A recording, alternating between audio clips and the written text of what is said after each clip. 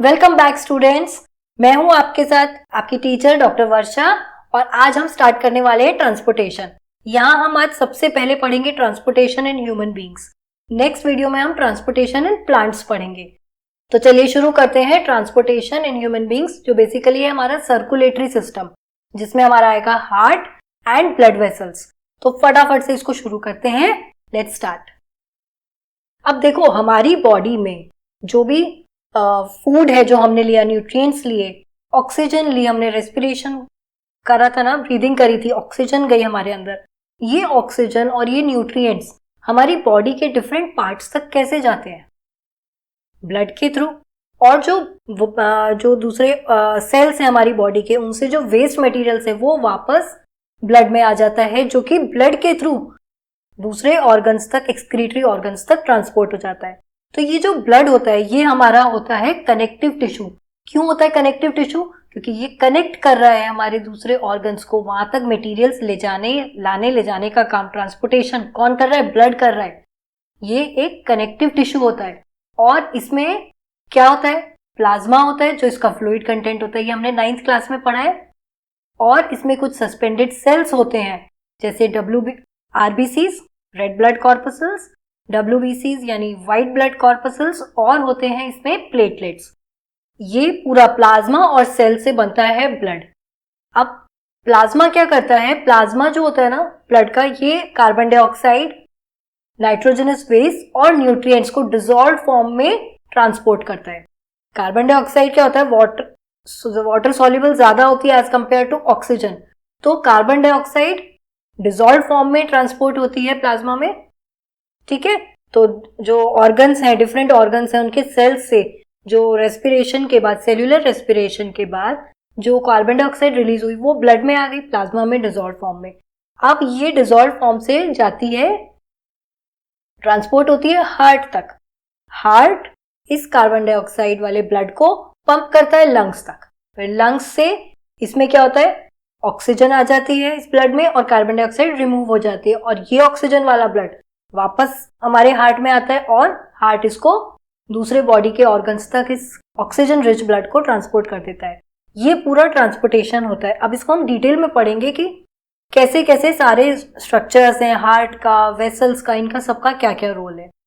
तो अभी मैं आपको बताई थी ना, प्लाज्मा में कार्बन डाइऑक्साइड, न्यूट्रिएंट्स और नाइट्रोजनस वेस्ट डिसॉल्व फॉर्म में ट्रांसपोर्ट होते हैं। ऑक्सीजन इतनी डिसॉल्व नहीं होती है वाटर में, वाटर सॉल्युबल नहीं होती है। तो ऑक्सीजन को ट्रांसपोर्ट करने का काम किसका होता है? आरबीसीज का होता है। तो जो रेड ब्लड कॉर्पसल्स होते हैं, इसमें होता है हीमोग्लोबिन, जो ऑक्सीजन को बाइंड करके, एक रेस्पिरेटरी पिगमेंट होता है ना हीमोग्लोबिन रेड ब्लड कॉर्पसल्स में, वो उस हीमोग्लोबिन से ऑक्सीजन बाइंड करके रैपिडली हमारी सेल्स तक ऑक्सीजन ट्रांसपोर्ट हो जाती है ब्लड के थ्रू।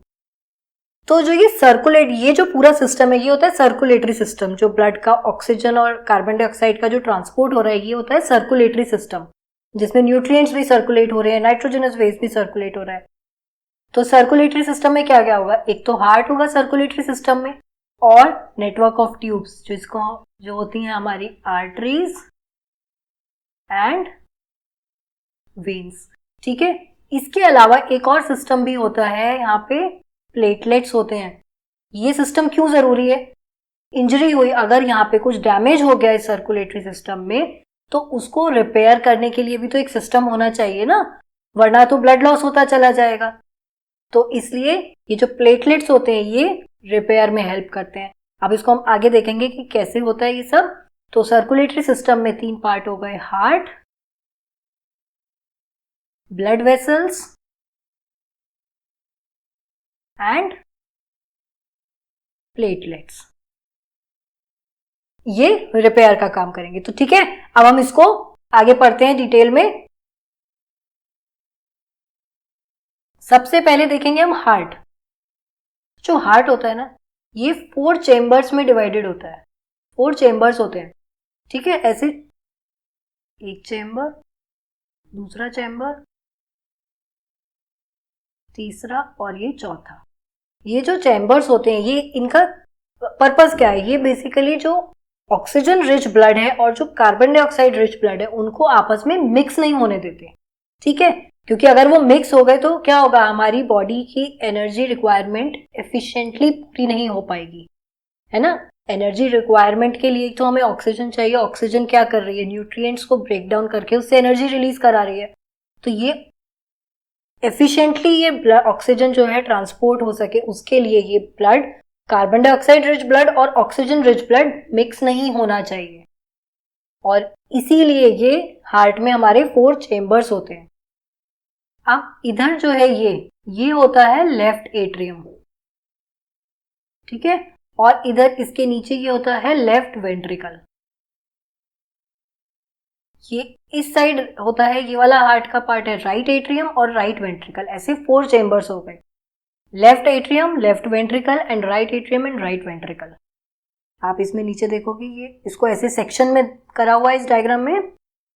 तो यहाँ पे आप देखोगे ये जो दिख रहा है ना आपको, ये वॉल्स होती हैं। ये वॉल्स क्यों होती हैं? क्योंकि जब ब्लड एट्रियम से वेंट्रिकल में आएगा तो ये वापस वेंट्रिकल से एट्रियम में वापस इसका बैकफ्लो ना हो, उसके लिए, उसको प्रिवेंट करने के लिए यहाँ पर ये वॉल्स होती हैं, ठीक है। ऐसे ही जब वेंट्रिकल से ये आर्टरीज में ब्लड पुश होता है तो उसको भी वापस बैकफ्लो ना हो, उसके लिए यहां भी ऐसे वॉल्स लगी होती हैं। फाइन। और ये जो आप देख रहे हो ना ये वेसल्स, ये होती हैं ब्लड, जो ब्लू कलर में है ये है वेन्स, और जो रेड में है ये है आर्टरीज। ये जो लार्जेस्ट आप देख रहे हो ये बड़ी सी, ये होती है आयोर्टा। ये ऑक्सीजन रिच ब्लड को दूसरे बॉडी के पार्ट्स तक लेकर जाती है। ये होती है पल्मोनरी आर्टरी।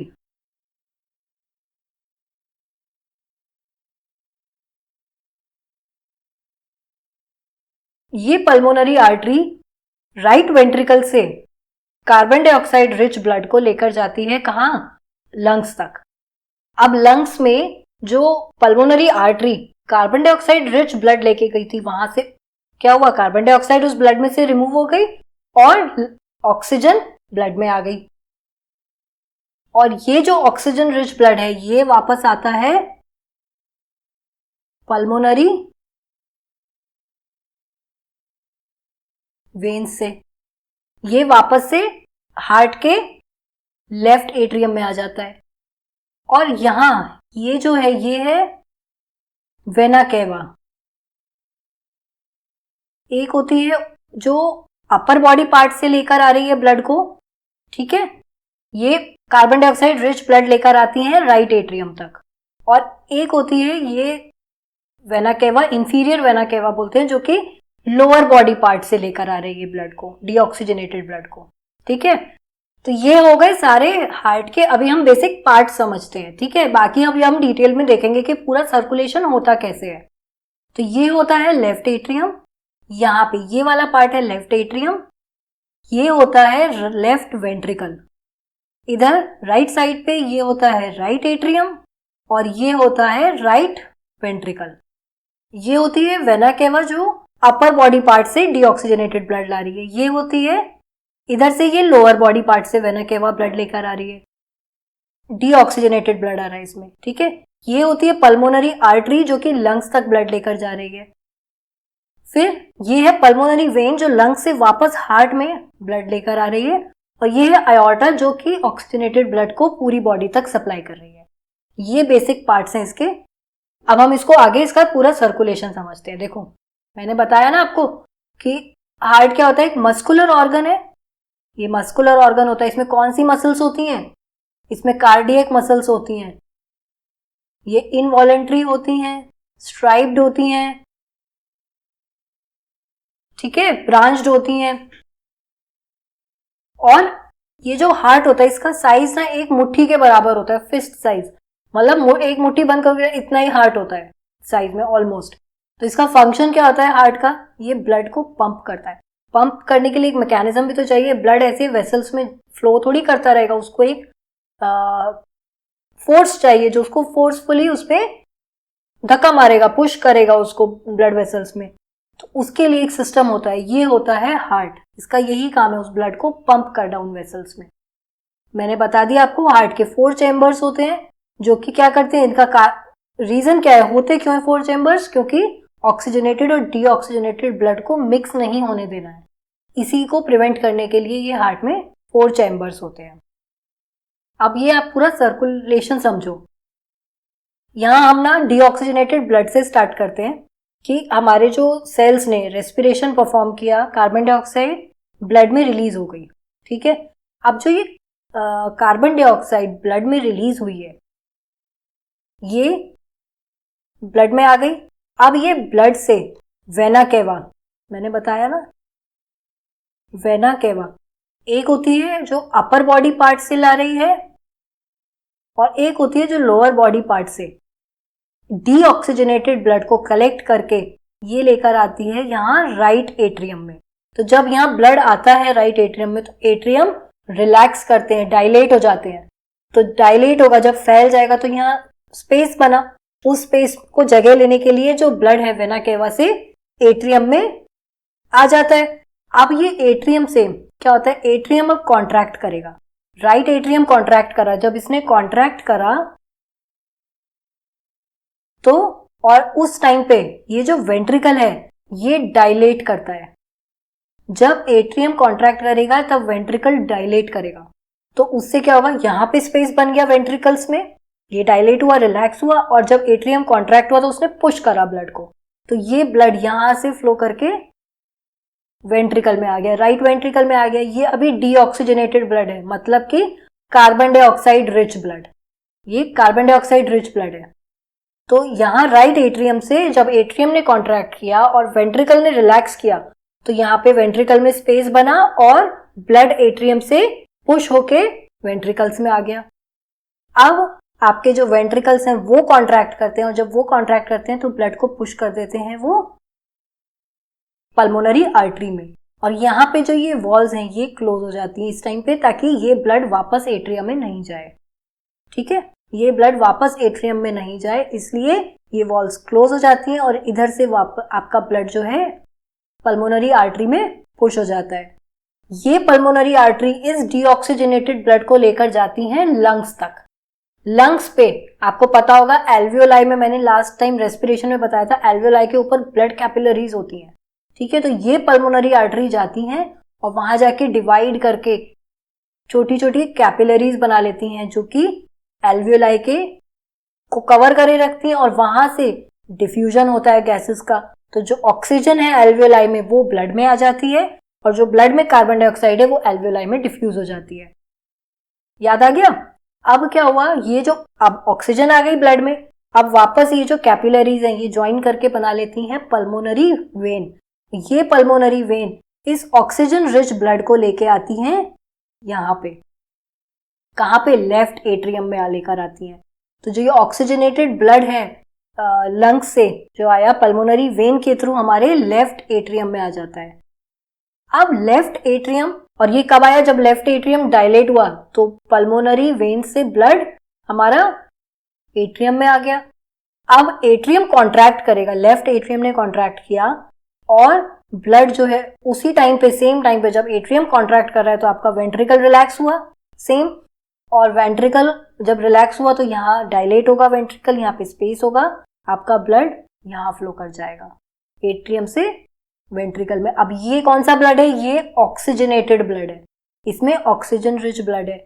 अब ये जो लेफ्ट वेंट्रिकल है अब ये कॉन्ट्रैक्ट करेंगे, ये वॉल्स आपकी क्लोज कर देंगी कि ब्लड वापस से एट्रियम में ना जाए, और वेंट्रिकल्स कॉन्ट्रैक्ट करेंगे और ब्लड पुश हो जाएगा इधर अयोर्टा में। ये है अयोर्टा, ये ऑक्सीजनेटेड ब्लड को लेकर जाएंगी बॉडी के डिफरेंट पार्ट्स तक।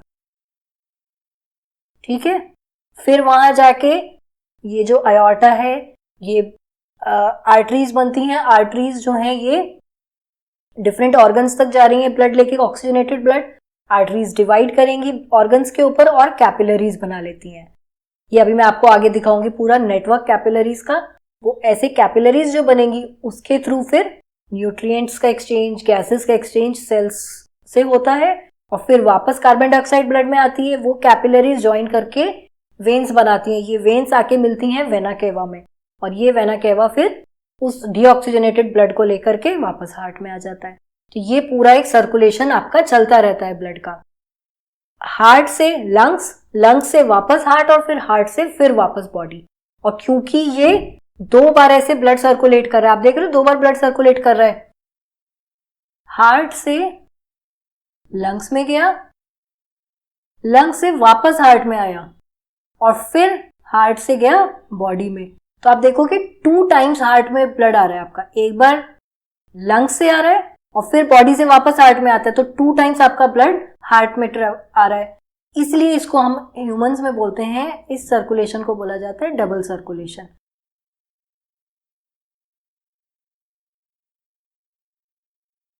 तो देखो, right atrium relaxes and deoxygenated blood. Deoxygenated blood किसको बोलते हैं? जो कार्बन डाइऑक्साइड रिच ब्लड है, जिसमें कार्बन डाइऑक्साइड ज्यादा है। तो वो जो डीऑक्सीजनेटेड ब्लड है वो राइट एट्रियम में आया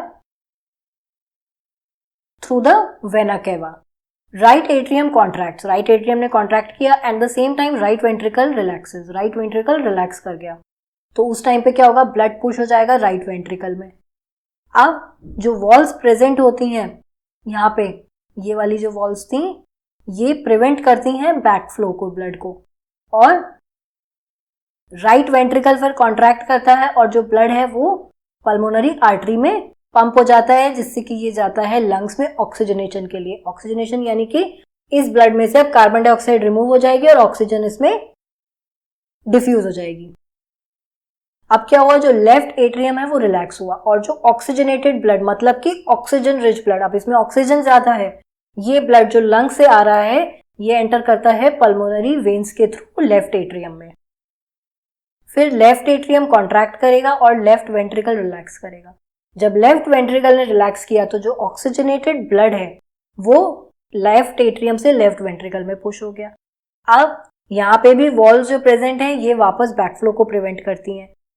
फिर लेफ्ट वेंट्रिकल ने कॉन्ट्रैक्ट किया और जो ब्लड है आपका ऑक्सीजनेटेड ब्लड ये आयोर्टा में चला जाता है, जिससे कि ये फिर दूसरे बॉडी पार्ट्स को सप्लाई किया जाता है वहां से।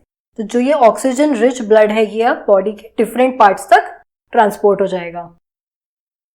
अब एक चीज है कि वेंट्रिकल्स जो होते हैं ना, इनकी वॉल्स थिक होती हैं एज कंपेयर टू आयोर्टा। अगर आप डायग्राम में भी देखोगे तो आप देख पा रहे होगे ये जो वॉल्स हैं ये थिन है, एट्रिया की वॉल्स है ना, एट्रियम की वॉल्स थिक हैं। वहीं वेंट्रिकल्स की वॉल अगर हम देखें तो कितनी थिक है। क्यों? सोच सकते हो आप? क्योंकि जो वेंट्रिकल्स हैं इनको जो ब्लड है पुश करना है डिफरेंट ऑर्गन्स तक। जैसे राइट वेंट्रिकल लंग्स तक पुश कर रहा है ब्लड को, और जो लेफ्ट वेंट्रिकल है वो पूरी बॉडी को सप्लाई करता है ऑक्सीजनेटेड ब्लड के लिए, है ना, वो पुश कर रहा है ब्लड को पूरी बॉडी में सप्लाई होने के लिए। तो इसलिए क्योंकि इनको ज्यादा काम करना है इसलिए इनकी मसल्स स्ट्रांग होती हैं, इनकी मसल्स थिक होती हैं। तो यहाँ पे जो वेंट्रिकल्स में वॉल होती हैं ये थिक होती हैं एज कंपेयर टू एट्रियम। आगे समझ में? तो क्योंकि वेंट्रिकल्स को डिफरेंट ऑर्गन्स तक पुश करना होता है ब्लड, इसलिए इनकी वॉल्स थिक होती हैं। अब एक चीज है ब्लड प्रेशर। जब ब्लड हमारा वेंट्रिकल से निकल के हमारी जो आर्टरीज में गया है ना, वेंट्रिकल्स ने पुश करके ब्लड को पंप किया आर्टरीज में, पल्मोनरी आर्टरी ने लंग्स तक लेकर गई और आयोर्टा बॉडी के पार्ट्स तक। इनमें ना एक प्रेशर होता है। ये जो ब्लड होता है ना, ये जो आर्टरीज की वॉल्स होती हैं, जो वेसल्स हैं, ब्लड वेसल्स हैं, ये ब्लड वेसल्स हैं, इनमें अगर ब्लड फ्लो कर रहा है तो ये इनकी वॉल्स पर जो ब्लड है ये प्रेशर क्रिएट करता है, यहाँ इन वॉल्स पे प्रेशर लगाता है। तो जो ये ब्लड इन वॉल्स पे प्रेशर लगा रहा है उसे बोलते हैं हम ब्लड प्रेशर। और जो ब्लड प्रेशर होता है ना ये 2 टाइप का होता है। एक होता है सिस्टोलिक ब्लड प्रेशर और एक होता है डायस्टोलिक ब्लड प्रेशर। जो सिस्टोलिक ब्लड प्रेशर होता है ये होता है वेंट्रिकुलर सिस्टोल के टाइम पे, मतलब कि systole means contraction, systole means contraction. तो जब वेंट्रिकल्स कॉन्ट्रैक्ट करते हैं तो उस टाइम वो बहुत तेजी से प्रेशर से ब्लड को वेसल्स में, आर्टरीज में पुश करते हैं। तो जो ये सिस्टोलिक ब्लड प्रेशर होता है, जब ये वेंट्रिकल्स कॉन्ट्रैक्ट करके जो ब्लड को पुश कर रहे हैं उस समय जो आर्टरीज में प्रेशर होता है उसको बोलते हैं सिस्टोलिक ब्लड प्रेशर। ये होता है around average 120 millimetre of mercury, ठीक है। और जो डायस्टोलिक ब्लड प्रेशर होता है ये होता है वेंट्रिकुलर रिलैक्सेशन के टाइम पे, मतलब कि वेंट्रिकल्स जब आपके रिलैक्स करते हैं, डायस्टॉल मीन्स रिलैक्सेशन, ठीक है,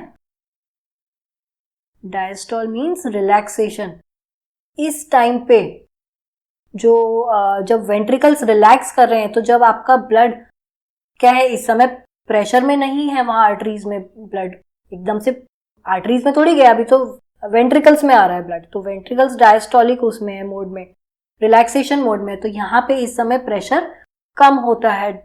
और ये जो डायस्टोलिक ब्लड प्रेशर होता है, ये आपका नॉर्मल होता है around 80 millimetre of mercury. Pressure of blood inside the arteries during ventricular systole. Ventricular systole is contraction, मतलब जब वेंट्रिकल्स कॉन्ट्रैक्ट कर रहे हैं उस समय जब ब्लड पुश हुआ आर्टरीज में, तो उस समय जो उसका प्रेशर होगा आर्टरीज के अंदर, वो कहलाता है सिस्टोलिक ब्लड प्रेशर, और ये होता है अराउंड 120 मिलीमीटर ऑफ मर्करी। और वेंट्रिकुलर डायस्टोल के टाइम पे, मतलब जब वेंट्रिकल्स रिलैक्स हैं, वो उस टाइम पे जो प्रेशर होगा ब्लड का आर्टरीज के अंदर, वो कहलाता है डायस्टोलिक ब्लड प्रेशर, और ये कम होता है, it is about 80 millimetre of mercury. तो जब भी हम ब्लड प्रेशर नापते हैं, आपने देखा होगा यूजुअली हम 2 रीडिंग्स देते हैं डॉक्टर्स, 180 120 80 ऐसे बोलेंगे। तो ये 120 जो होता है अपर वाला, ये होता है सिस्टोलिक ब्लड प्रेशर, और लोअर वाला होता है ये diastolic blood pressure. Blood pressure measure किससे करते हैं? ब्लड प्रेशर मेजर करते हैं हम स्फिग्मोमैनोमीटर से। ये इस टाइप की एक मशीन होती है। इसमें क्या होता है, इसमें ऐसे एक कफ होता है जो कि ऐसे आर्म पे लगाया जाता है, और यहाँ पे स्टेथोस्कोप से हार्ट बीट सुनी जाती है। तो पहले इसमें पंप करके हवा भरी, तो उससे क्या हुआ, ब्लड फ्लो रुक गया आर्टरीज में।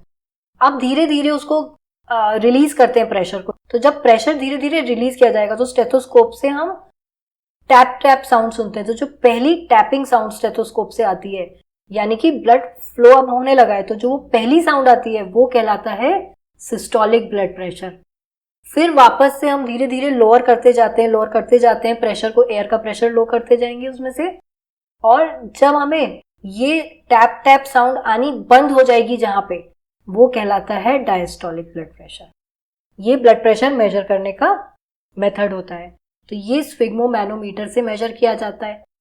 अगर ब्लड प्रेशर ज्यादा हो जाए, होता क्या है, कई बार अगर ये आर्टरीज कॉन्स्ट्रिक्ट कर जाए, इनका जो ये साइज है ये रिड्यूस हो जाए, इनकी थिकनिंग हो जाए इनकी वॉल्स की, तो यहाँ पे जब ये थिकनिंग हो गई वॉल्स पे, तो क्या हुआ, इनका साइज कम हो गया, तो आपके प्रेशर से ज्यादा फ्लो करेगा ब्लड, ज्यादा प्रेशर एक्सर्ट करेगा ब्लड वेसल्स पे, तो उसको कहते हैं हम हाइपरटेंशन। उस केस को कहते हैं हाइपरटेंशन, जब ब्लड प्रेशर बढ़ जाता है।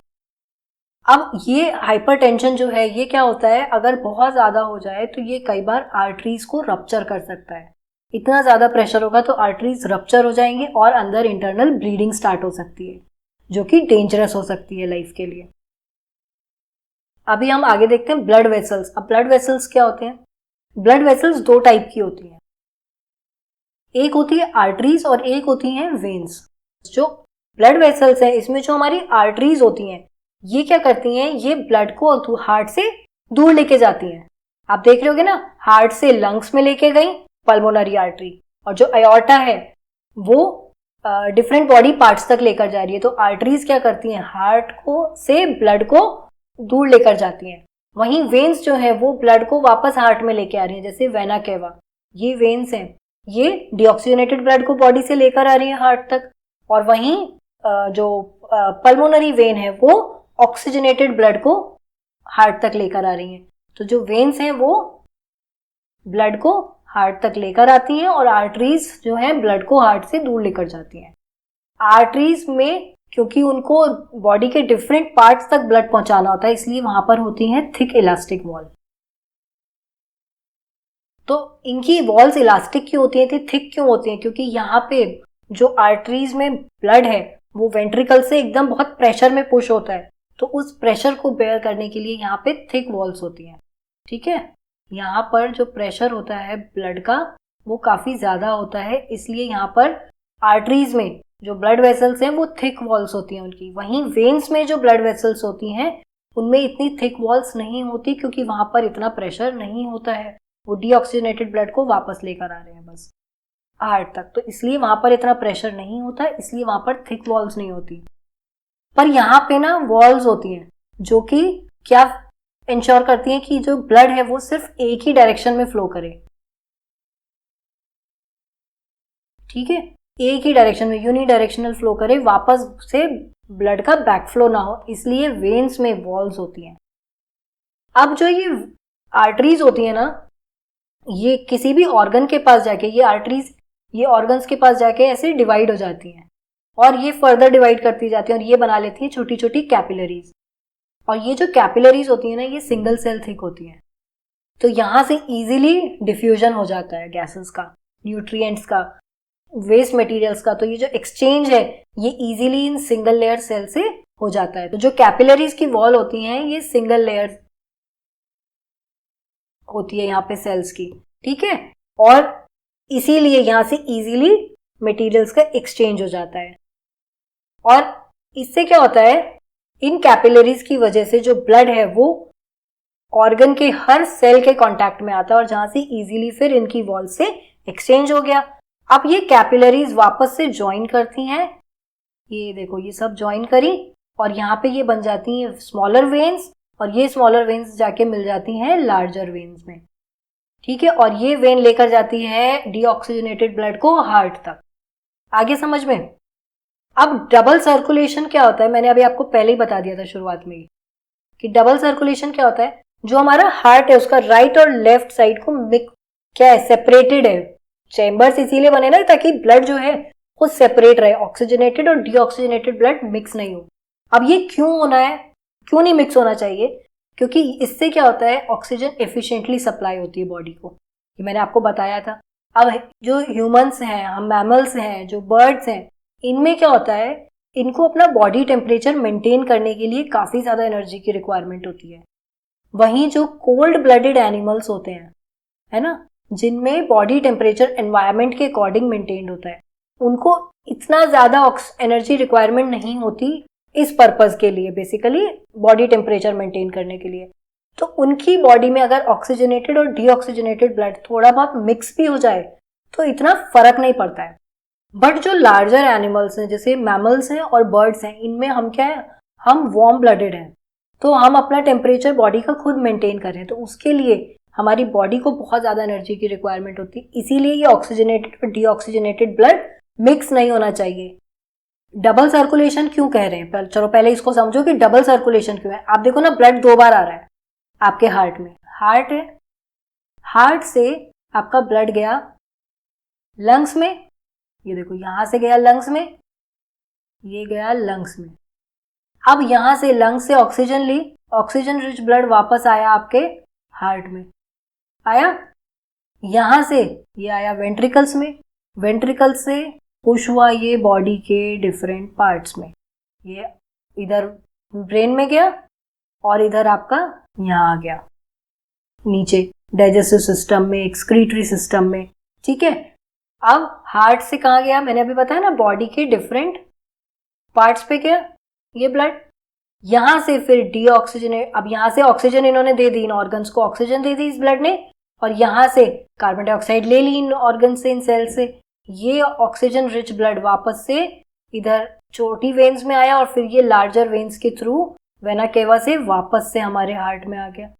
फिर यहाँ से हार्ट से वापस ये जो ये वाला ब्लड आया, ये यहाँ वेंट्रिकल्स में आया और वेंट्रिकल से वापस यहाँ लंग्स में गया। तो यहाँ आप देखोगे हार्ट में ब्लड 2 बार आ रहा है, एक बार लंग्स से आ रहा है, फिर एक बार बॉडी पार्ट से आ रहा है। तो ये जो 2 बार सर्कुलेशन हो रहा है यहाँ पे हार्ट का, ब्लड का हार्ट में, इसीलिए इसको बोलते हैं डबल सर्कुलेशन, ठीक है। तो ये होता है डबल सर्कुलेशन। अब ये डबल सर्कुलेशन मैंने अभी बताया क्यों जरूरी है, क्योंकि एनर्जी रिक्वायरमेंट ज्यादा है बर्ड्स और मैमल्स में, इसीलिए हमारे यहाँ 4 चेम्बर्स होते हैं हम में, क्योंकि इससे क्या होगा, इससे ब्लड की मिक्सिंग नहीं होती, ऑक्सीजनेटेड और डीऑक्सीजनेटेड ब्लड की। वहीं जो रेप्टाइल्स हैं और एम्फीबियंस हैं, इनमें हार्ट में 3 चेम्बर्स ही होते हैं। क्यों होते हैं 3 चेम्बर्स, क्योंकि ये क्या है, कोल्ड ब्लडेड एनिमल है, तो ये थोड़ा बहुत इंटरमिक्सिंग इसमें अगर ऑक्सीजन और ऑक्सीजनेटेड और डीऑक्सीजनेटेड ब्लड की अगर थोड़ी बहुत मिक्सिंग हो भी जाए तो इनमें चल जाता है काम। इनको इतनी एनर्जी रिक्वायरमेंट की जरूरत नहीं, क्योंकि इनको बॉडी टेम्परेचर अपना मेंटेन नहीं करना है, ये एनवायरनमेंट के हिसाब से इनका बॉडी टेम्परेचर रेगुलेट होता है। तो इसलिए इनमें 3 चैम्बर्स होते हैं हार्ट में। वहीं अगर हम देखें फिशेज में होते हैं 2 चैम्बर्स। क्यों? क्योंकि यहाँ पे क्या होता है, ब्लड हार्ट से ब्लड गया गिल्स में, ये डीऑक्सीजनेटेड ब्लड गिल्स में जाता है। अब गिल्स में क्या हुआ, यहाँ पे गैसेस का एक्सचेंज हुआ, ऑक्सीजन जो है वो ब्लड में आ गई और कार्बन डाइऑक्साइड रिमूव हो गई, और ये ब्लड फिर गिल्स से डायरेक्ट बॉडी पार्ट्स पे चला जाता है डायरेक्टली, और फिर बॉडी पार्ट से डायरेक्ट वापस हार्ट में आ जाता है। तो यहाँ पे हार्ट में सिर्फ एक बार ही सर्कुलेट होता है ब्लड, ठीक है। यहाँ गिल से वापस हार्ट में नहीं आता और फिर हार्ट उसको बॉडी पार्ट पे पुश कर रहा है, नहीं, यहाँ पे गिल से direct oxygenated blood body parts में चला जाता है और ये बॉडी पार्ट से वापस फिर हार्ट में आ जाता है। इसीलिए फिशेज में होते हैं सिर्फ 2 चेम्बर्स हार्ट में। Birds and mammals require more energy to maintain the body temperature, इसीलिए यहाँ पे डबल सर्कुलेशन होता है और हार्ट में होते हैं 4 chambers. Amphibians and many reptiles, they have 3 chambers because they are cold blooded and they do not need to maintain the body temperature। तो उन्हें इतनी एनर्जी की रिक्वायरमेंट नहीं है और उनके अंदर अगर ऑक्सीजनेटेड और डीऑक्सीजनेटेड ब्लड थोड़ा बहुत मिक्स भी हो जाए तो चलेगा। वहीं फिशेज में सिर्फ 2 चैम्बर्स होते हैं। यहाँ डायरेक्टली ब्लड जो है बॉडी पार्ट से हार्ट में जाता है, हार्ट से गिल्स में जाता है और गिल्स से oxygenated blood direct body parts में चला जाता है। अब जो वर्टिब्रेट्स हैं जैसे कि अदर देन फिशेज, यहाँ पे फिशेज के अलावा एम्फीबियंस हैं, रेप्टाइल्स हैं, यहाँ पे जो ब्लड है यहाँ पे 2 बार आता है हार्ट में। एम्फीबियंस में भी 2 बार आता है, ठीक है, लेकिन यहाँ पे क्या चैम्बर्स 4 नहीं है, यहाँ थोड़ी बहुत मिक्सिंग हो जाती है ऑक्सीजनेटेड डीऑक्सीजनेटेड ब्लड की। लेकिन तो यहाँ पे क्या होता है, ये ब्लड 2 बार हार्ट में आता है, इसीलिए इसको कहा जाता है डबल सर्कुलेशन। आगे समझ में? अब एक सिस्टम होता है कि अगर कोई टिश्यू इंजरी हो जाए, आपको चोट लग जाती है, अब देखो चोट लगती है, ब्लड फ्लो करने लगता है, ब्लड बाहर लॉस हो रहा है आपका बॉडी में से। अब अगर ये ब्लड लॉस कंटिन्यू होता रहे, अगर कोई सिस्टम ही ना हो इस ब्लड लॉस को रोकने के लिए, तो क्या होगा, ब्लड लॉस होता जाएगा तो प्रेशर कम हो जाएगा आर्टरीज में, that will reduce the efficiency of the heart का जो पंपिंग एक्शन है वो कम हो जाएगा क्योंकि प्रेशर ही नहीं है ब्लड में। तो इसीलिए इस लीकेज को प्रिवेंट करने के लिए अगर कोई इंजरी हो जाती है तो यहाँ ब्लड में हमारे फ्लो करते रहते हैं प्लेटलेट्स। ये प्लेटलेट्स क्या करते हैं, ये जहां पे भी इंजरी हुई है उस जगह पे क्लॉट बना लेते हैं। सपोज यहाँ पे अगर आपके इंजरी हो गई है तो यहाँ पे क्लॉट बन जाएगा, तो ये क्लॉट क्या प्रिवेंट करेगा, अब ये ब्लड को ज्यादा लॉस नहीं होने देगा, यहाँ पे कवरिंग हो गई, इससे फर्दर लॉस नहीं होगा ब्लड का, तो आपका क्या है, प्रेशर मेंटेन रहेगा। अगर ये क्लॉट ही नहीं बनता तो ब्लड क्या है, फ्लो करता जाता और सारा ब्लड लॉस हो जाता, ब्लड लॉस होता तो प्रेशर कम हो जाता, प्रेशर कम होता तो हार्ट का पंपिंग एक्शन कम हो जाएगा। एक और चीज होती है हमारे सर्कुलेटरी सिस्टम में, लिम्फ।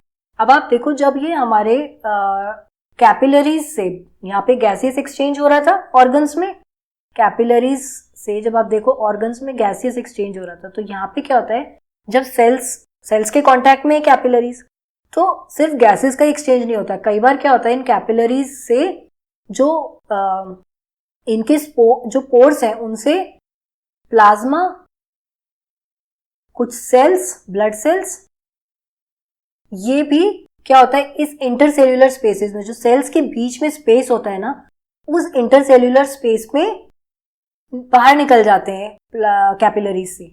अब ये जो बाहर निकले तो ये इंटरसेल्यूलर स्पेस में चले गए, और ये कहलाता है जब ये इंटरसेल्यूलर स्पेस में ऐसे ये प्लाज्मा चला जाता है, प्लाज्मा, प्रोटीन और ब्लड सेल्स, तो इसको हम बोलते हैं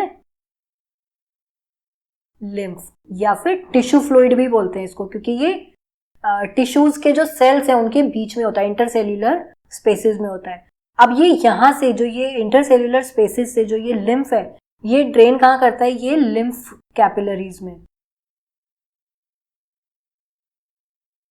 लिम्फेटिक कैपिलरीज में चला जाता है यहाँ से। तो इंटरसेल्यूलर स्पेसेस से जो लिम्फ है वो फिर ड्रेन करता है लिम्फेटिक कैपिलरीज में।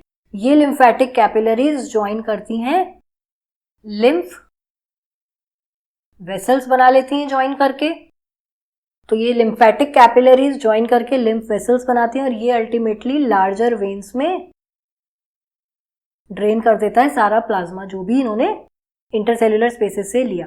ठीक है, ये आप देख रहे हो, ये यहाँ से ड्रेन हुआ, यहाँ पे लिम्फ ड्रेन हुआ, इंटरसेल्युलर स्पेसेस में चला गया, यहाँ से ये टिश्यू फ्लूइड आपका लिम्फेटिक कैपिलरीज में आया, ये सारी लिम्फेटिक कैपिलरीज, यहाँ से ये लिम्फ वेसल्स में गया, ये लिम्फ वेसल्स ने फिर अल्टीमेटली लार्जर वेन्स, ये इन वेन्स में, ये फिर यहाँ से लिम्फेटिक वेसल से ये इन लार्जर वेन्स में आ गया। ठीक है, ये है ना लार्जर वेन्स, इनमें आ गया और यहाँ से ये फिर आपका वापस से ब्लड में सर्कुलेट हो जाता है।